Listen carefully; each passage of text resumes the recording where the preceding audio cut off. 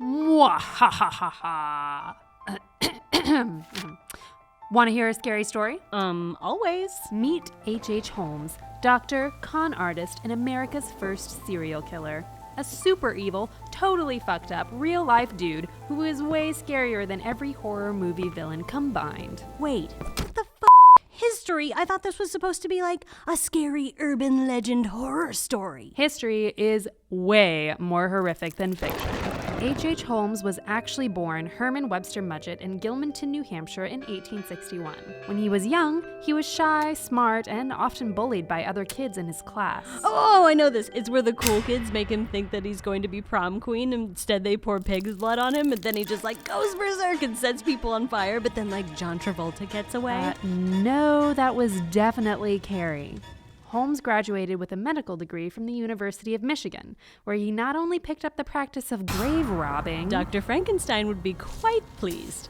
Or was it Frankenstein? But he also learned how to use corpses in insurance scams. He committed his first murder on a former classmate by poisoning him to death. Poisoning? Sounds a little Snow White to me. Get to the scary stuff, damn it. Fine.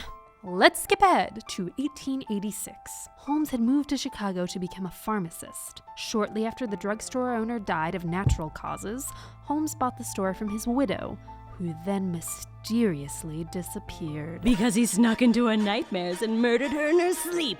You know, people forget that if you die in your dreams, you die for real. He's not Freddy Krueger. I'm just trying to make it scary. Woo.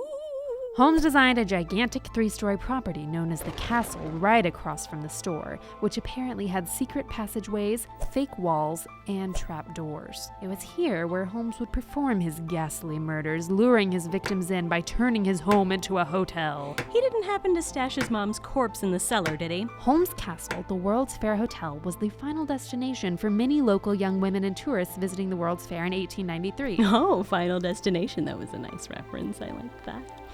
He was a real lady killer. Literally. Those poor people. Just some clean-cut kids, alone in the woods, maybe innocently peeking around a few shower curtains to see if anyone is there. Okay, you're just naming general tropes now. Even though there were countless disappearances surrounding his hotel, Holmes was only finally arrested because he was caught using a corpse in one of his many insurance scams. Oh, sure, insurance. Spooky shit. He confessed to 27 murders, 9 of which were actually confirmed. But the actual body count of his victims could be well over 200 people. That's even more than his famous contemporary Jack the Ripper. He was hanged in 1896, and an actual quote from him said, "I was born with the devil in me. I could not help the fact that I was a murderer no more than the poet can help the inspiration to sing." Creeped out yet? Yikes, 200. That's almost as much as Jason Voorhees. He killed over 300 victims. But that was over 13 films, so... What the f***?